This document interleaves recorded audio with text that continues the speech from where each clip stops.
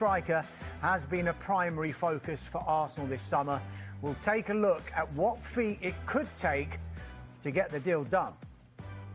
Now, as Martin Zubimendi completes his £51 million move from Real Sociedad, we'll reveal the key role Mikel Arteta played in convincing the midfielder to join Arsenal.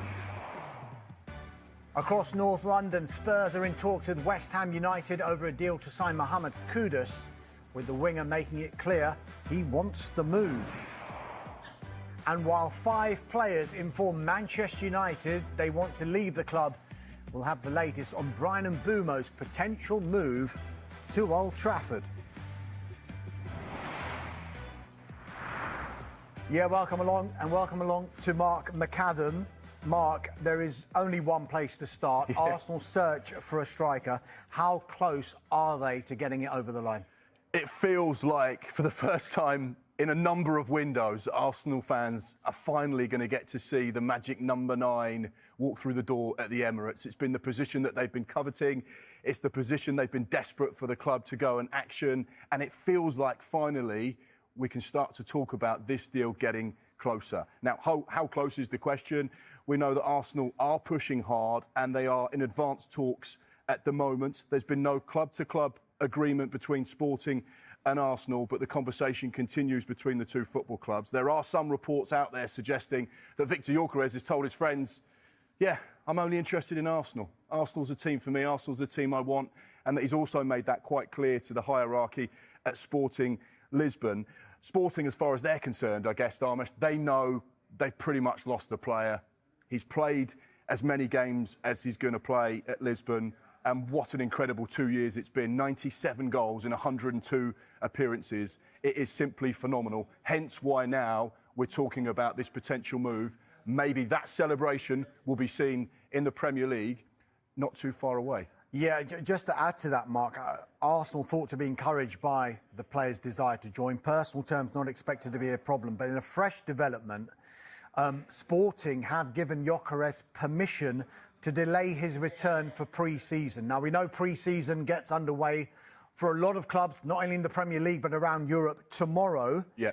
That's a week after some of his teammates. That's when he was due back. So some of them have actually gone back a week ago. But he's now been given until Friday as these talks with Arsenal progress. And there is no certainty, given what you've just been saying, that he's going to return at all. Now, you did say, despite these talks being advanced, there's no club-to-club agreement just yet. What is it going to take for there to be this club-to-club agreement? Well, this feels like a little bit of a grey area. Now, normally when we go into transfer negotiations and we're talking about them, we've got a bit of an idea about what the price is the selling club are looking for.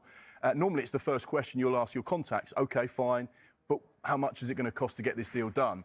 Now, this is where it gets a little bit confusing, because there were rumoured reports that when Victor Gyokeres went to Sporting Lisbon from Championship side Coventry, there was a release clause inserted into that contract that was €100 million, which is around £80 million.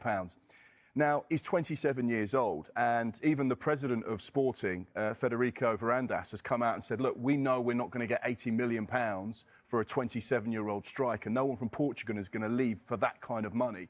So therefore, we have to be sensible, and we have to understand that actually, if we're going to recoup back some of the cash we invested and get this kind of sum into the club, we're going to have to soften our approach on this rumoured release clause.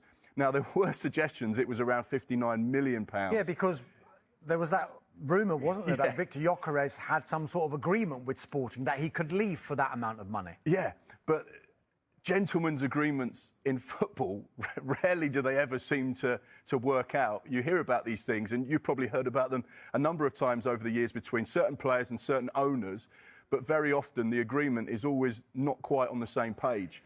Now, we did say that we understood it to be £59 million. However, Federico Varandas has come out and said there's absolutely no chance that Victor Gyokeres will be leaving for £59 million in this window. So between £80 million, the release clause, and £59 million, the rumoured release clause, you'd imagine the fee that Arsenal would have to pay will be somewhere in between. You get that feeling that that's where they're going to be. It's going to be probably around 70 million, whether that's inclusive of add-ons or plus some add-ons.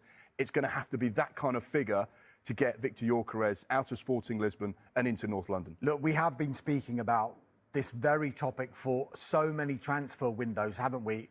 It has been a primary focus for Arsenal to bring in a striker in this transfer window. They have explored the conditions of a deal for a number of players, most notably RB Leipzig's Benjamin Sesko. But when you look at those two players, they're different profiles and different ages, aren't they? Victor Gyokeres, you could argue, more of the finished article.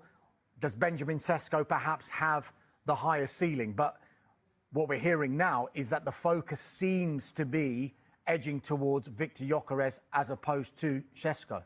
It felt like they had two names on their list. Now, there probably would have been 5 or 6. Arsenal do a lot of due diligence. They like to scour the market, and they know that they have to sign top quality. But it always felt like from the start of this window, they had 2 players in mind for that number 9 position. Like you say, Benjamin Sesko, someone that's been in the RB group for a number of seasons and has been watched at times by Real Madrid. You know, he's been on the radar of a number of the big European clubs as they look to strengthen through the middle.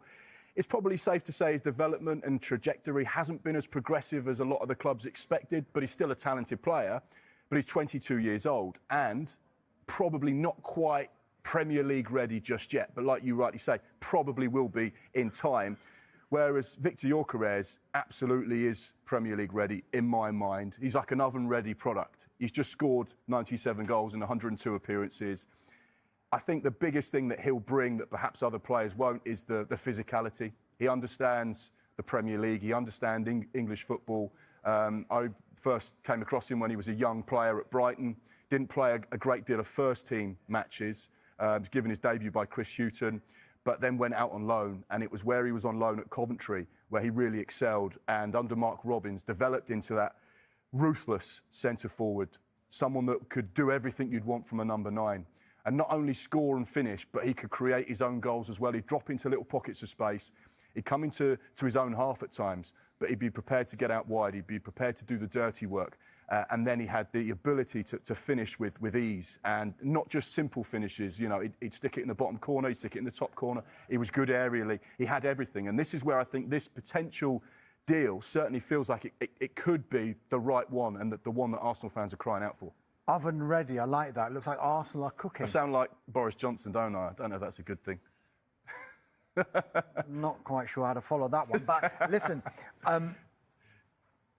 we've heard the fans, we've seen social media. How much attention you should pay to social media, I don't know. But it has been the theme. The fans have been baying and asking and demanding that Arsenal sign a striker.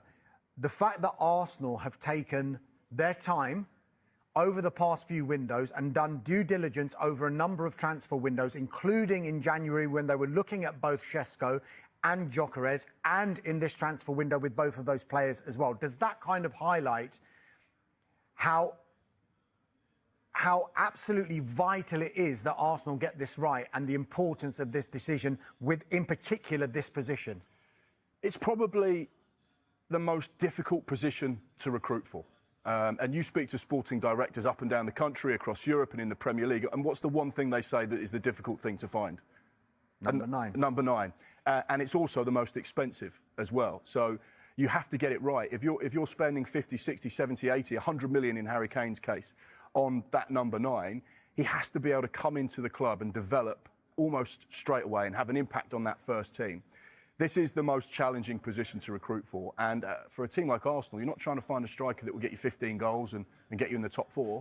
You're trying to find a striker that will get you 25 plus goals and someone that will spearhead you to the Premier League title, spearhead you to the Champions League, go and win domestic cups as well. You have got to be the full package, the whole package, and nothing less. It's quite interesting, something you mentioned there. It feels like this is a slight deviation from Arsenal's transfer policy maybe of a few years ago. You go back to the summer of 21-22, where they were signing players like Ben White, like Aaron Ramsdale, Martin Odegaard. The average age of the players they were signing during that particular summer was 22 years old. Suddenly, Andrea Berta comes into the football club with his experience in La Liga, new relationship with Mikel Arteta, and in his final 2 seasons at Atletico, the average age of the players he was signing was 26 and 27. And when you start to look at what Arsenal are doing, Kepa at 30, zubimendi at 26, Victor Gyokeres, should they get the deal done, he's 27, Eberechi as well, 27. It feels like this is a slight shift. But what you get from these players that are more experienced, a little bit older, are products that are ready to go now. This is not a project where we're building a team for maybe 3 or 4 years' time. This is a project that Mikel Arteta would say, we are ready to hit the ground now and go and win the Premier League. I guess with every transfer, not just big money ones potentially like Gyokeres would be, comes with it an element of risk. I just want to have a look at this graphic. It is the power rankings of leagues. According to Opta League rankings, it is harder to score goals in the Championship than it is in the Portuguese league. Now, Gyokeres, we do know, has scored plenty of goals in the Championship as well. But more generally, should Arsenal fans have any concerns, given he has been so prolific, but in a league that is widely considered to be outside the top 5 European leagues? I think Victor Gyokeres brings something that perhaps a number of other European players don't bring, and that's experience of the English game, both at Brighton, both at Coventry. He had a loan spell as well that didn't work out particularly well, but he understands the rigours of playing English football. So I think, first of all, you've got someone that understands the country.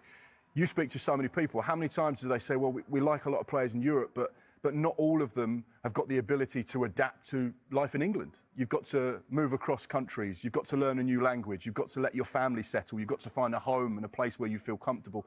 And then you've got to start playing your best football on the pitch, whereas Arsenal fans won't have that concern. The Arsenal hierarchy won't have that concern. Victor Gyokeres has lived in England before, so he knows what that's like. So I don't think that will be an issue. The fact that he's a physical striker as well. I don't want to say he's going to do the same sort of things as Erling Haaland, but I feel like some of his characteristics are very similar. I feel like he has that ability to come into the Premier League, come into Arsenal, should the deal get done, and really have a huge impact.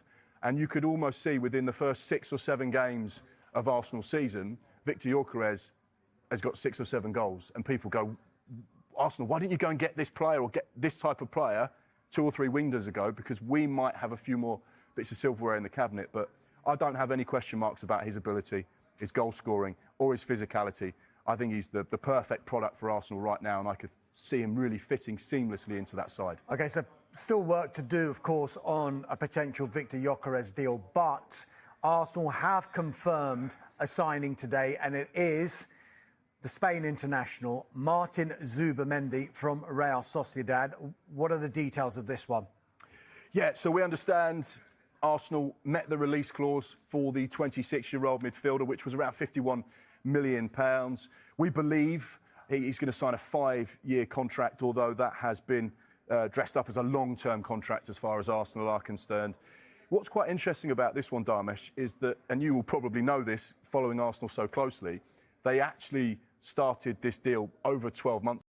Arsenal are in advanced talks with Sporting CP over a deal to sign Victor Gyokeres. A move for the 27-year-old striker is not done as discussions continue over the transfer fee, but the situation is progressing towards a conclusion. Personal terms are in place on a proposed 5-year contract, the Sweden international having prioritised a switch to Arsenal for some time. Arsenal manager Mikel Arteta is pushing to have the situation brought to a swift conclusion ahead of his squad's return to pre-season training. Gyokeres is one of Europe's most in-demand players after scoring 54 goals in 52 games in 2024-25 as Sporting won the Portuguese League and Cup double. The Athletic reported on March 30 that Arsenal were developing a strong interest in Gyokeres, who had been admired for some time by their newly appointed sporting director Andrea Berta. Last month, Sporting president Federico Varandas insisted the club had yet to receive any offers for the striker and said his side will not succumb to blackmail and insults as speculation over the future of the Sweden international continues.